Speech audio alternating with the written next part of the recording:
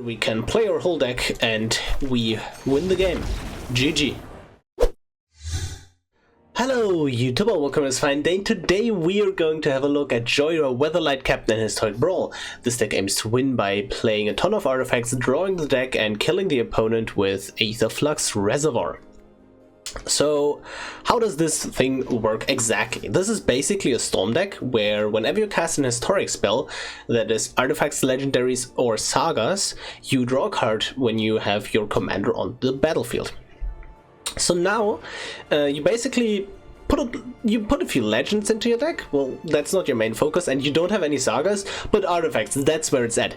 Because you have a few cards that reduce the cost of artifacts, namely Ugin, Mortal Sun, Jhoira, Familiar, and Foundry Inspector, and then you're able to play a ton of artifacts for 0 mana and draw your deck, or like a lot of cards. The card that really sets this apart is Paradox Engine, because now you just net mana every time you play an artifact, and it's extremely disgusting. So you have a lot of ways to search for these kinds of cards. You have cards like Trophy Mage, and that is just there to find the Foundry Inspector, but you also have a lot of ways to directly or indirectly tutor for Paradox Engine, namely Inventor's Fair, allowing you to draw or search for an artifact. Solve the Equation can search for Word of Invention, which then in turn can search for the Paradox Engine. So now the big thing is, how do we draw even more cards? We have cards like Aruth, Tormented Prophet, or also Birgi that can add mana, but we can play the backside if we really need to, if we have enough mana, right?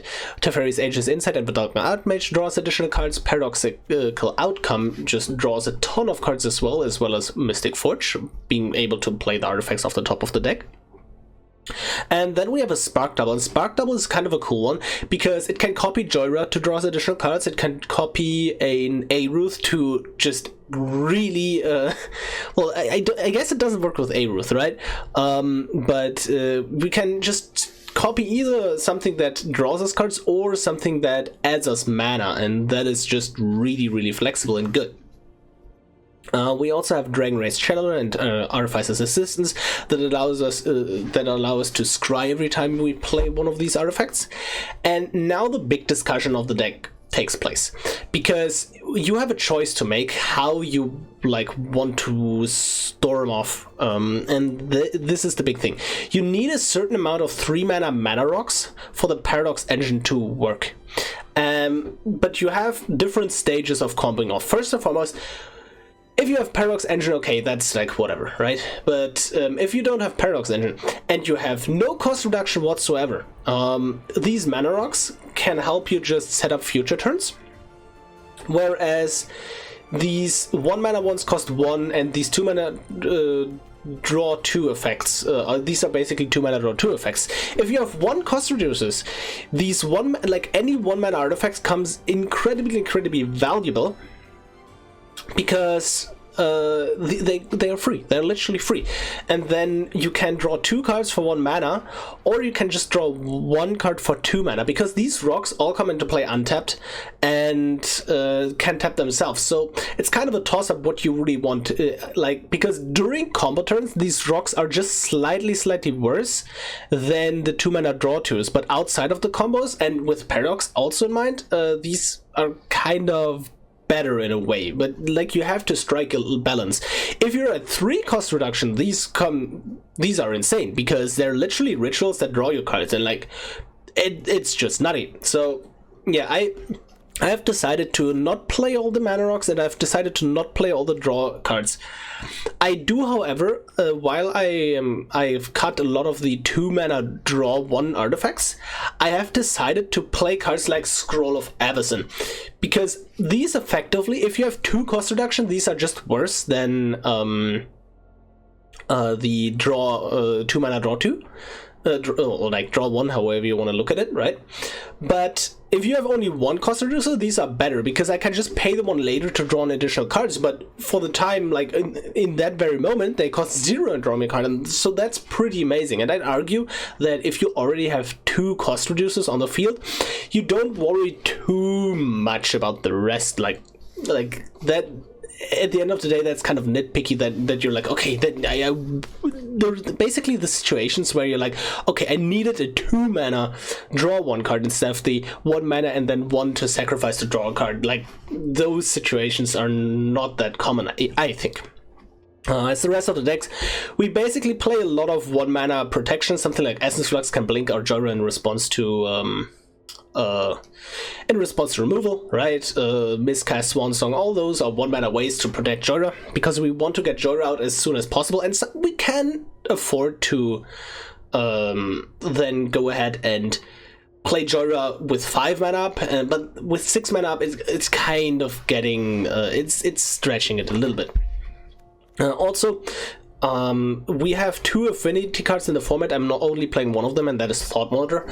There is also the 7 mana affinity artifact that basically does nothing.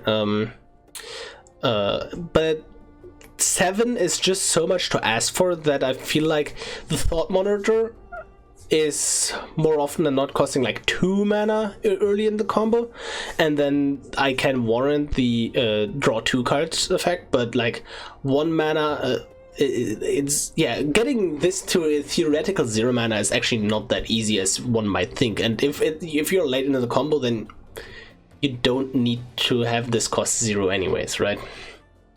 Yeah, this is basically the deck. Also, we're trying to get away with as little lands as possible.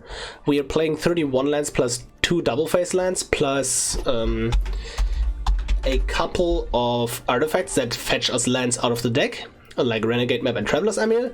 And since we already have all these cantrip artifacts, I feel like I can play this few lands, because if my starter has 2 lands, I like play Zalfrin Void, Scry, we cantrip, and yeah, like 4 lands is usually where we need to be, and that is quite easy to achieve actually. Yeah, this was kind of a lengthy intro, but I hope you enjoyed the deck tech. I hope you enjoy the upcoming games, and please don't forget to like and subscribe to this video. So let's go. We are ready to play against Garuda. And yeah, this seems, I guess that's keepable, right? We draw a bunch of cards here. Ooh, Artificer's Assistance is pretty cool here. That allows me to scry for a couple of cards. Yep.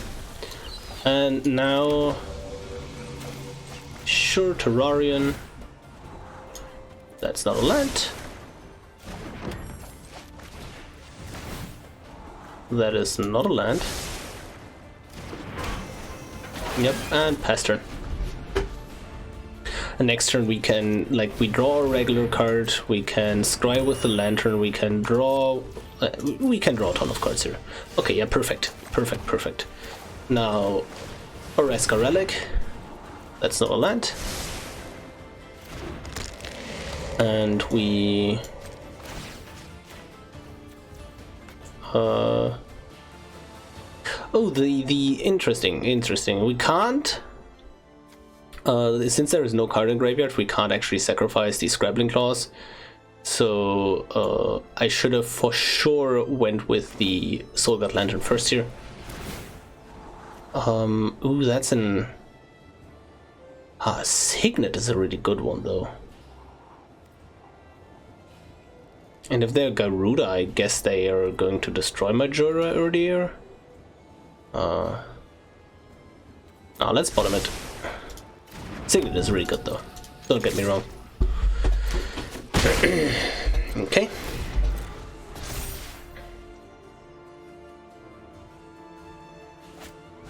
Rolling Banner, they're ramping, sure.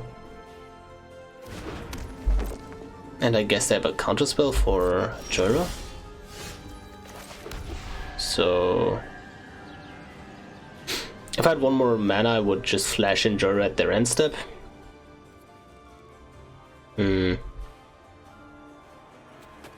Honestly, I might just go for it. So I'm not sure if I'm supposed to crack this Terrarion here because of because of paradoxical outcome. Okay, that's a spare supplies. That is a reasonable card to keep here. Also maybe should have bought him. Like I was thinking Ugin, but I can't play the Ugin here. So, They go for Garuda. I hope they don't get interaction here.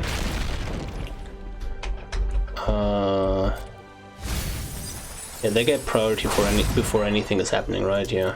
So like I can't in between Scrabbling Claws and Soul Guide. Yep, you please exile a card from your graveyard. Oh, also, yeah, true. They milled the spare supplies anyways. And I think I want to draw the card here. Yep, get rid of the Dust Legion Zealot. Yep. And pass turn. Ooh. Yeah, that gives us access to the Ugin. That's also land. So I guess I keep that on top. And what I'm going to do now is I'm going to make a like safety play where I play Ugin. I'll hold up UC guard approach. And the question is, do I plus or minus? Right. I think I plus, like I can jump with the. I can jump with the token. Yeah, that's fine. Okay, pass turn. And we win next turn if everything goes correct. Yeah. Because the paradoxical outcome should draw so many cards here. Garuda, yep. Sure. Now we have a Spark Double to copy the Ugin as well.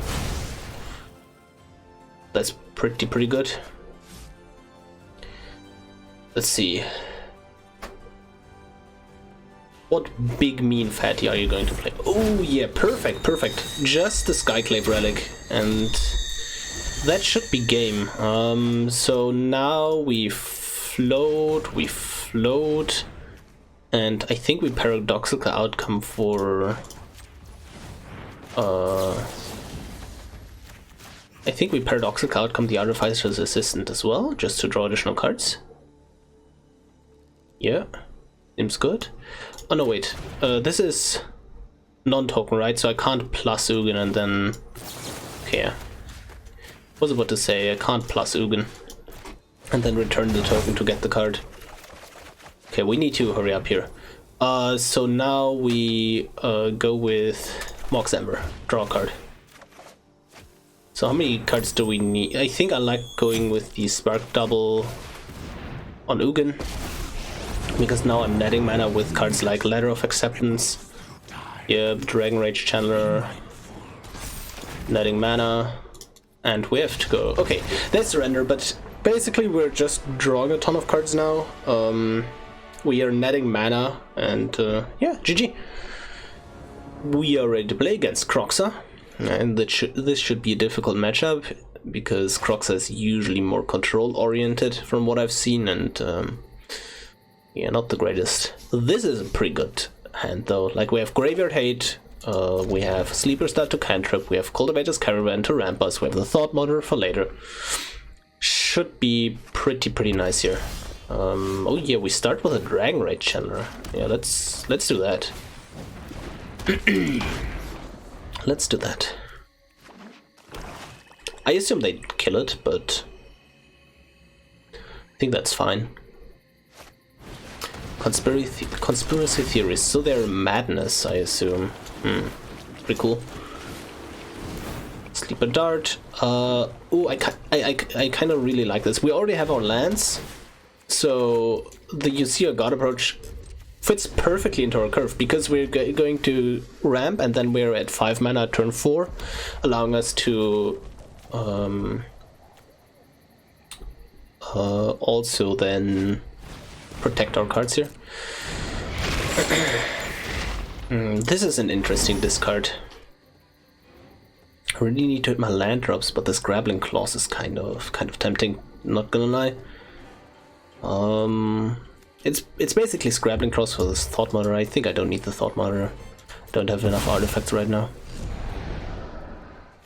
Yep. Yep, no blocks.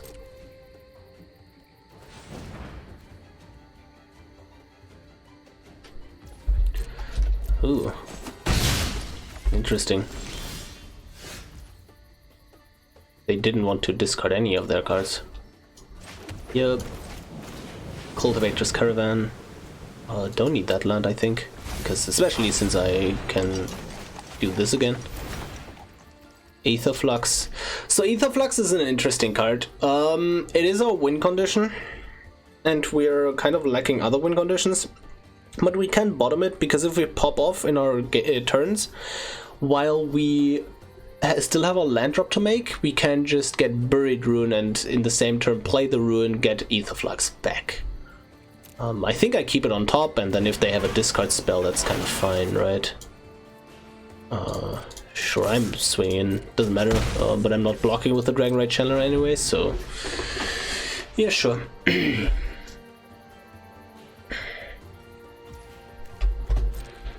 I am not sure if I even want to activate this Grappling Claws right now. Like, I don't want to exile their Croxa here. So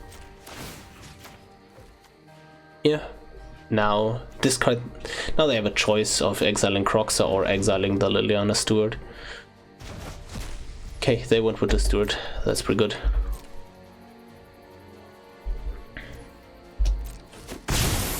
Okay, and now they play land, sure.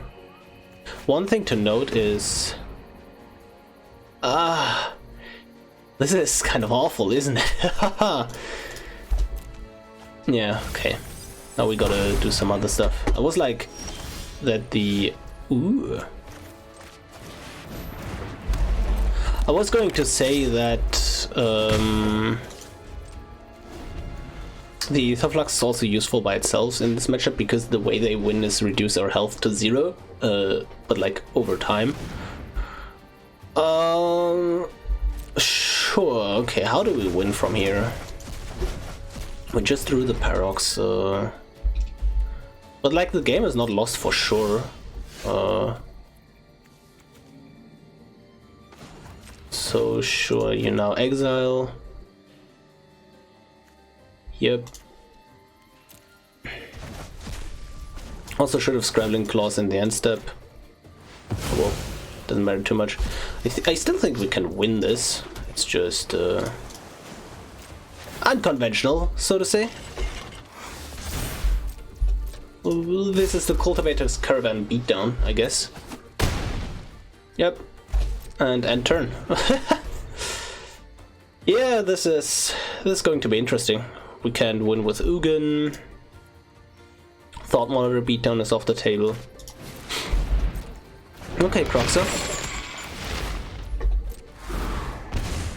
Oh, it wasn't in their graveyard in the first place anyways, right? Oh yeah.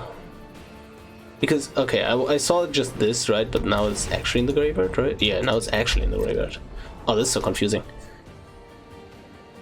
Okay. So, no win condition Jhoira coming through. Yeah, I'm taking this. Yeah, sure, opponent. Interesting. Do I need the land, or do I want to remove this Conspiracy Theorist? I think I want to remove that card. Did I just click on the wrong? I did click on the wrong one. Okay. Having more land is also not bad, so that was like basically a win-win situation there. But okay, sure. They attack me with the Conspiracy Theorist. Man, that was just an unfortunate series of events, I guess. Chupacabra killing... yeah... killing the Jhoira. It's not that bad though. Can now Sleeper that the Conspiracy Theorist. Let's do that. Also, I can just do that in my end step. But yeah, it's fine. Ooh, Essence Flux. Would have loved to have that last turn, but it's okay, I guess. They removed Jhoira again, I'm kind of in trouble.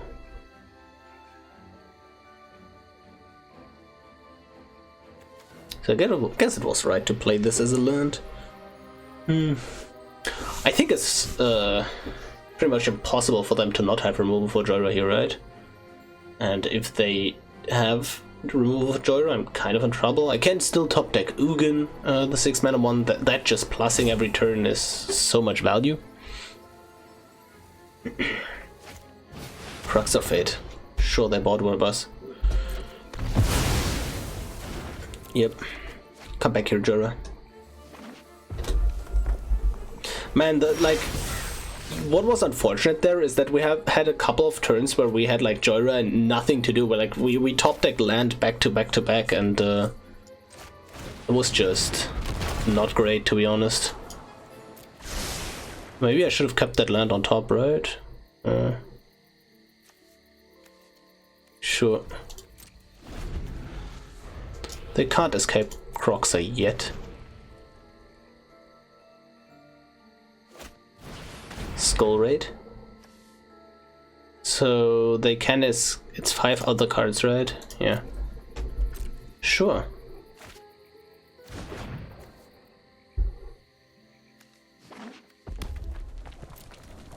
Yep. Clackbridge Troll, what the hell? That is awful for us. Yeah, sure, draw your card, opponent. Land, and yeah, not drawing anything in those turns. That was like really the thing that got us here. Yeah, don't see how I can win this from now. Yeah, sure, draw your card. I just can't take this damage. I think their hand is just removal and discard. Yeah, sure. Raider's Wake. Cold Steel Heart, sure.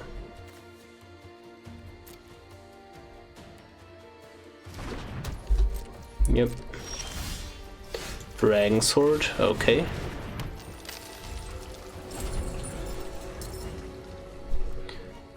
And they... Like, I'm waiting, I'm just slow rolling the Sentinel Totem so hard. They play one more card here, in like that goes to the graveyard by its own. Like they should play a discard spell here. So then I'm forced to crack the totem, and then they can play Croxa again. Interesting. For boarding fruit, sure, I have to... Is this on black or... Yeah, it's on black, so I have to in response activate Sentinel Totem. Otherwise they can just get Croxa back. But yeah, I'm dead here. Because what ends up happening is... No, I'm not dead, but I'm pretty dead. Because they play Croxa from the command zone, and then if they put it back into the command zone again, like this is basically just... Oh yeah, now I'm just getting too much damage per turn. Yeah. GG. Unlucky, I guess. We are ready to play against Alayla, Artful Provocator. And yeah, this is a perfectly fine hand. I keep this. This deck also doesn't need, like, you could go even more down on the blue lands, because like you need blue, but you don't only need red like once, and your rocks also give you, excuse me, any color. And yeah, this is fine. So let's see. Opponent is currently thinking if they should mulligan or not. Yeah, keep. And a Pact of Negation is a bit annoying on Arena. because it gives you priority very, very early, so the opponent knows that we have a pact. Well, now they don't know if, like, we now have an untapped blue, so they might be confused here. Yep, Temple. Esper Sentinel, sure, that draws them a shit ton of cards, but we can't really stop that. So, yeah. Esper Sentinel is a really good card against us. Ooh, Thomas Crypt is really good with Paradox Engine. Might want to drop a Paradox Engine on turn 4 and then go into Jhoira. Yeah. Orazca Relic seems like the best card to play here. Just ramping. I could have went with the Ornithopter so they don't draw a card. And then... kind of a toss-up, isn't it? Like, this can't die to removal, so that's important. Yep. So I think I will take my time here to deploy the engine. But if they have an exile effect, that could be extremely annoying. Oh, also I'm stupid, I played the wrong, what's it called? The wrong rock. Because should have went with a Drang Sword. I didn't even have the option here of playing Jhoira. Oh well. Now I also need to take an awkward line where I play rock and then Jhoira.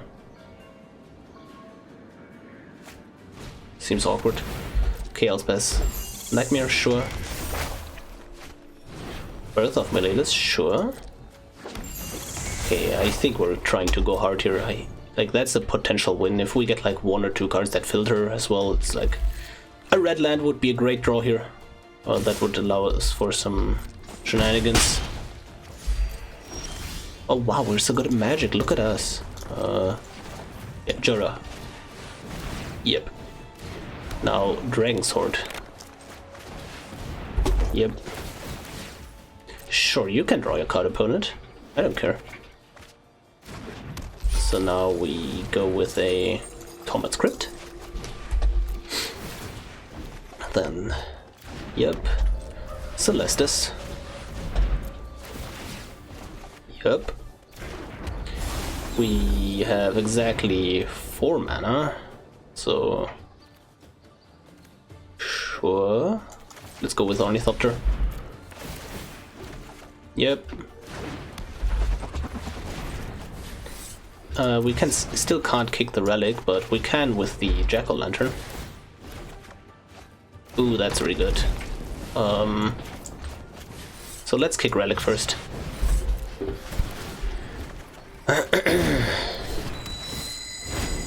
So now, how much mana do we have? We have 5. If we... I like activating Celestis here. And then going... Okay. So I would have went with Celestis, then see a God approach to... Like, we... So the way we would have pulled ahead in, like, card advantage, because on average now we're losing cards, right? Is we use Celestis as... at every opportunity where we can to filter these lands away. And we had 1, 2, 3, 4, 5, 6 mana and rocks here.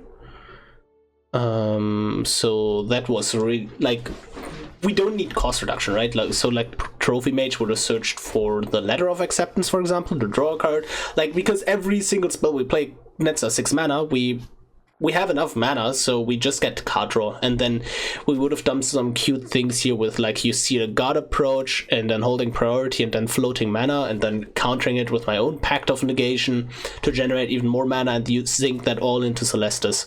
But yeah, GG. We are ready to play against SRAM, Senior Artificer. And that's a 2-lander, but it's a good one at that, I guess. So let's keep it. We start out with the Jack-o'-lantern, then turn to Cold Steel Heart. Turn 3, if we haven't drawn a land by then, we can crack the Lantern to draw another card.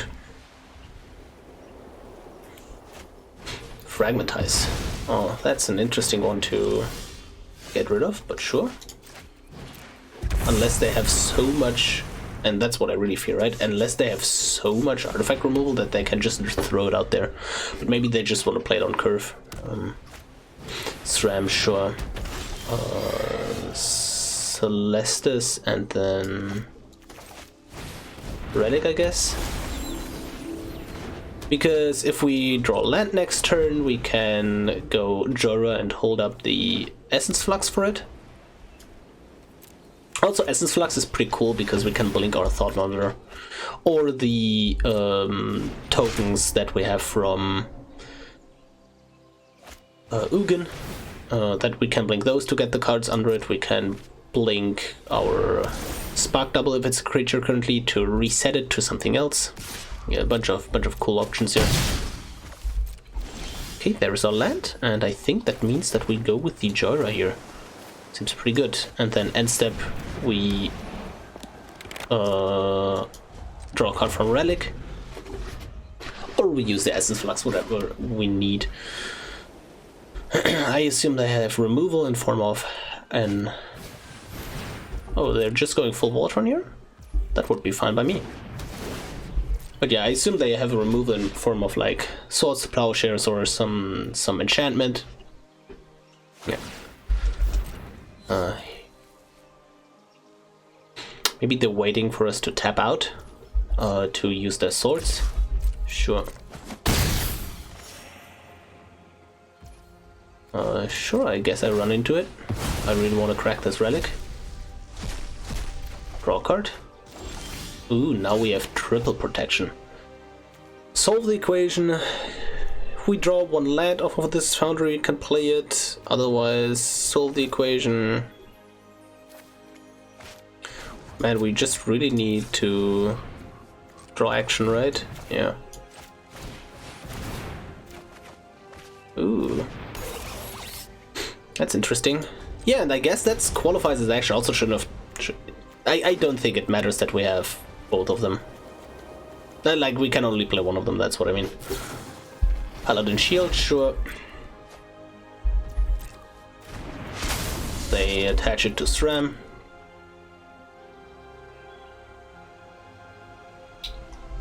We do have Pact available as well if it's really necessary, but I guess we don't need it, right? Bound and Gold, sure. That is A-okay with me. I'm not sure which one we use though. We can even link it. Pretty cool. We can't block with the Jhoira on this RAM, right? Yeah, no. Yep, blink. And we try to go ham, I guess. Oh, sure, Honored Heirloom. Costs 1 mana, but kind of free because we already have the Thought Monitor as well. Yep. Colorless, and you? Draw a bunch of cards here. Oh, there's the Aether Flux, so we can start getting a ton of life next turn. Also, here's the thing, right? I know I had the Thought Monitor and I could have went the used the Seer God approach, but if they got SRAM big enough to like be threatening to kill me, I can just tap down the SRAM. So like it's a toss-up really, which one was the better one. Yep, Scroll of Avacyn, sure, draw a card. We use this. We equip on Jhoira. And then we pass turn, we draw cards, and we can just outgrind them now. Pretty cool. Also, next turn we just have Paradox available, right? Yeah, we do. Solve costs 3, then we cost... So we need to tap... Wait. It sets 11. Yeah, sure. 1, 2, 3, 4, 5, 6, 7, 8, 9, 10, 11. Yeah, that's enough. I don't care if that mills me, to be honest. Because what ends up happening... oh yeah, they can't equip it anyways, but like, even if they mill the Paradox, I can still just outgrind them with Aether Flux here. Sure, how much? Yeah. Let's draw cards. Yep, and that is lethal. GG. Because yeah, we go solve. Don't need you. Like, I know I'm shuffling, but I like this lowers my odds of drawing it later, right? Now we go tap 5. Oh, that's 1, 2, 3. And I guess that's correct, yeah. Yep, don't need you. And then we use this you got approach to untap everything here. Paradox Engine. And sure, let's tap this. So now we have 3 mana. Oh yep, we keep that. So Ether Flux. Oh, also it didn't tap. Yeah, I forgot that it does that. Also, so first and foremost, I should have drawn before surveilling. But yeah, I forgot that this is a thing where like I double Q and it doesn't tap the Ornithopter, or like any Mana Dogs for that matter.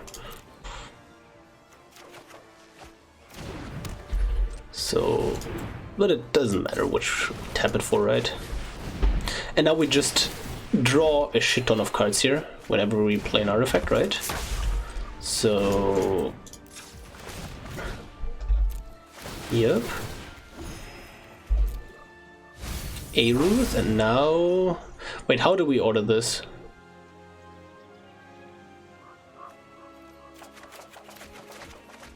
Yeah, I have to... Does the order even matter? I think it does, right? Wait, let's try it the other way. Now select Aruth first. Yeah, whatever. Yeah. So we have to... because like it matters in which order we apply these replacement effects in, we need to click on the Teferi's Edges inside first. So keep that in mind, guys. That's a neat little thing. Yeah, but yeah, we draw an obscene amount of cards here. We can play our whole deck and we win the game. GG. We are done with the games. I hope you enjoyed them as much as I did, and yeah, this is my version of Jhoira Weatherlight Captain Historic Brawl. As you've seen in the games, it can just pop off. That's what it's designed to do. It's a pretty cool mix between just artifact value and storm. And if you want to play this deck on a budget, what can you keep? What can you cut? Or what do you have to keep? I'd rather say. You need every single way to get Paradox, basically, and you need every single way to get cost reducers and your value engines, right? So you're speaking of value engines, I'm talking about Mystic Forge, Aegis Insight, Spark Double. Not necessarily Paradoxic outcome. I think you can cut that because it's like a one-shot. But like Aruth, those are really good. Your ways to produce mana or reduce costs, like Birgi, your Trophy Mage fetching the where is it? Foundry Inspector. You need your Immortal Sun. You need your Ugin. Basically, mana is what you need. Card draw is what you need, right? Those are the most important things. And your Paradox Engine, or the ways to get the Paradox Engine. So, Whir of Inventions, solve the equation, Inventor's Sphere. Those you pretty much need all of them. And also, Mox Amber is a shout out to that because that is busted in this deck. The protection spells, most of them, like, you can cut Pact, like, a little bit worse protection, it's okay, right? You can mostly run a basic land base just because the deck doesn't need that much colored mana. Just remember, you're, like, a 3 out of 2 split, like, 2/3 islands. That's what I wanted to say, right? So, like, 2/3 islands, 1/3 mountain, and you should be good to go. And yeah, this is pretty much it. Also, if you remember the discussion we had at the beginning of the video and the deck tech portion, where I'm not sure what the correct split on 1 mana cards versus 2 mana draw a card versus 3 mana rocks is, right?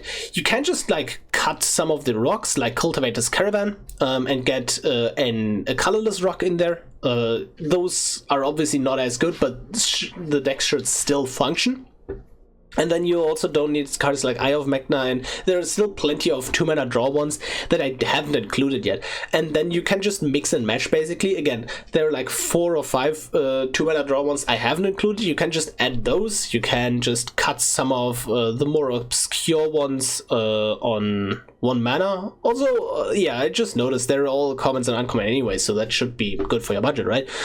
But like, again, like Dragon's Hoard, Cultivator, Caravan, Chromatic Lantern, just any 3-mana rock is really necessarily here. And yeah, I guess you guys can figure it out. Like cards like Thought Monitor, you don't need Thought Monitor, although it was pretty good in one game. Yeah. Anyways, hope you enjoyed today's video, and don't forget to like and subscribe and tune in tomorrow.